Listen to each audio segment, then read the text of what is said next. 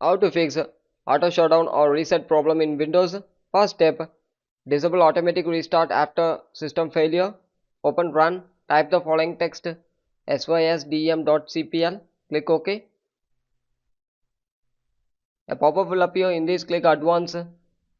Under Startup, click Settings, scroll down. Disable the automatically restart option. Disable it. Once disabling after, click OK in the bottom side. Click Apply and OK. Next step, turn off fast startup. Search for control panel, click it. Click power option. Click choose what the power button does in the left hand side. Click it. Click change settings. Disable turn on fast startup. Disable it. Click save changes in the bottom side. Close it. Next step, search for command prompt. Right click, click run as administrator. Type the following text. Click enter. Wait for some time. The verification is ongoing. Once the verification is complete after, we move on with next step.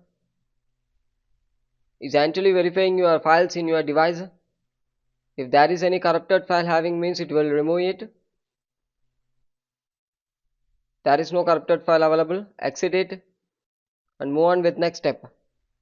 Search for Windows security. Click it. Click virus and threat protection. Click quick scan.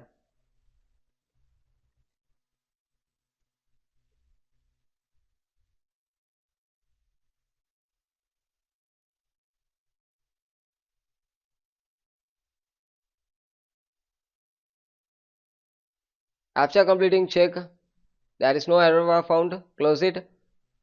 Search for event viewer. Click it. Click Windows log. Click system. Look for kernel problem or bug check or device error. You need to check it.